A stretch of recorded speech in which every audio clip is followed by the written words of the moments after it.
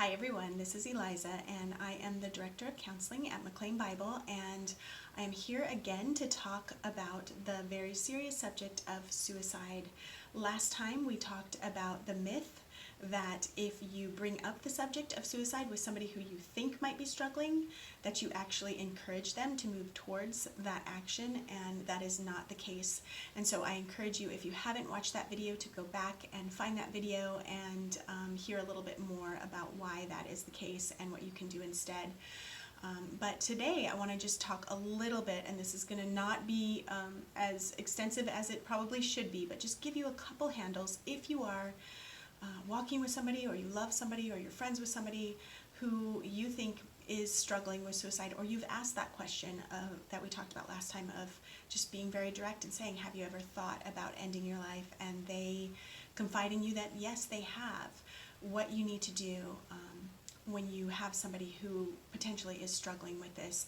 And first of all, you want to listen for some things. You want to listen for hopelessness. Maybe you haven't been able to ask that question to them, but you're concerned about them, and so you want to listen for, are there things that point to the fact that they have lost hope, that they really feel like there is no way out, that they are maybe even saying things like, I just can't take anymore. So if you're listening for that and you hear that, then you want to also listen for the idea of, like, they don't have anything else to live for, that they maybe are expressing, it would be better for everybody else if I just wasn't here, or I'm a burden. Those are those things that you really want to listen for. Hopelessness, and they no longer have a reason to live. If you hear those things, then you want to look for certain things. Do they have a means to actually follow through with maybe what they've shared with you? Do they have the ability to follow through? Are there firearms that are available to them? High doses of medication? Whatever they have shared, do they have a way to actually act on that? And the other thing you want to actually look for is impulsivity. Is this person emotionally impulsive? Do they have an emotion and kind of act on it right away?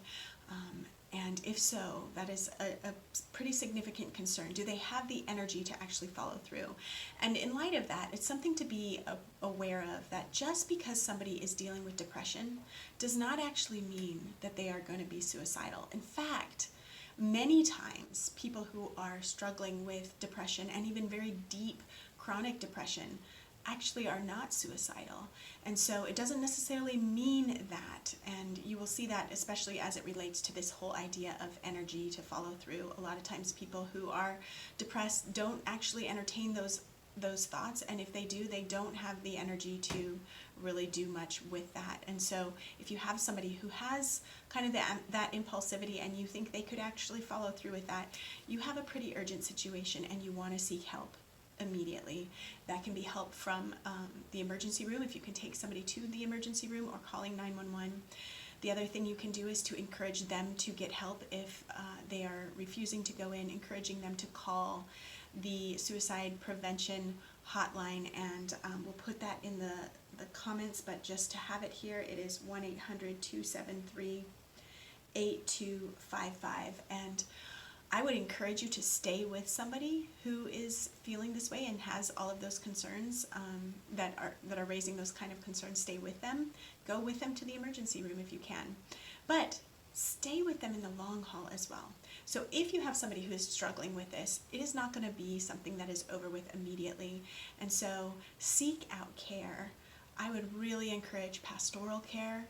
Connect with a pastor who can walk with you, pray with you, give spiritual guidance, as well as a biblical counselor who's trained to recognize some of these concerning signs. But not just for that person, get care for you as well, because it can be a really hard thing to walk with somebody who is struggling with suicidal ideation or thoughts of suicide. And if they are willing to reach out and get help, but maybe they don't want to call that hotline, or maybe they don't want to immediately see a counselor, there's actually a number that you can text. If you text the word home to the number 741-741, that is a crisis counseling line, and a person will immediately be able to give them some care, some direction, and some suggestions. So those are just a few things to think about on a very important subject